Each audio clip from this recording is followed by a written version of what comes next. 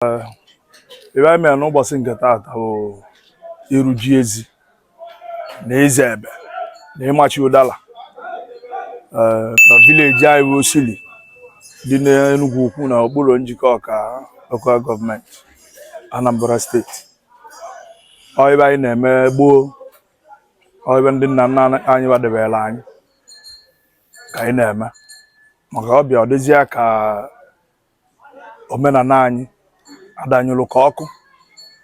Anyị bụ asị n'ụbọchị nke taata na anyị ebido ime maka generation nke anyị gaa na ndị nke na-eso anyị ama m ma na-enwe ihe dị etu a n'ọị ka o ji bụrụ nwata toto otokwudo.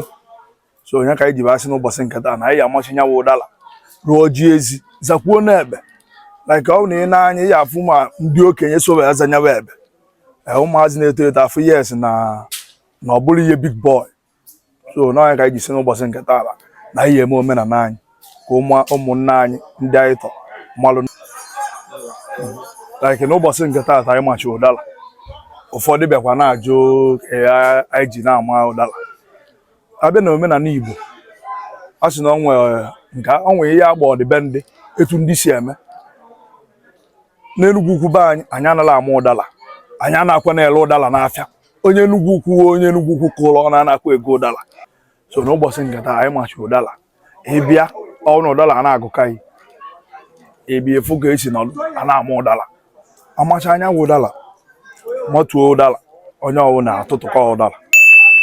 Ịga ya eme gịnị ya eke elili ya eke ọmụ na ụdala iji gosi na amachigo ụdala na ama mmazikwa ụdala. Onye nweta ya na-ama ụdala ichi ebie nye aka. So abịa na iru ji ezi anyị mere n'ụbọchị nkịta na mgbe gboo mgbe anyị pe mpe ka esi amachi ụdala ka esi arụ ji ezi bụ na anyị na-eje kpamkpa ji egwucha eji n'Ọgọst rie ji richaa eji abaa n'ọkọchị anyị eje mkpa ji maka ọ nwee onye egwucha eji ọma ngwucha ji niile. So oge ahụ rụzie anyị eje mkpa ji anyị kpatanya ji ọnya ka anyị na-eme n'ụbọchị nke taata. Anyị na-abịa ka anyị na-abụba bụrụ yut amafụta onye ọ na-eweta ji ọkpata agbakọta n'ebe na ka ị na-anya ihe afọ onunu egwucha eji bụ arụ nya bụ ji taata. So n'ọnya nwa ka anyị mee n'ụbọchị nke taata n'ọnya bụ ji ezi ahụ anyị ji ebe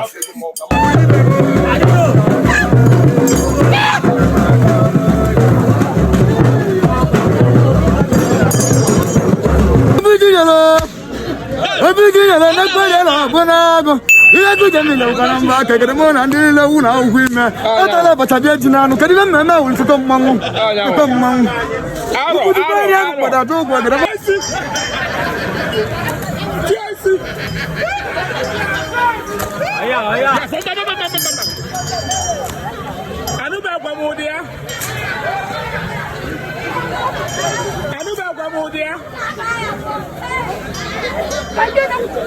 Tío,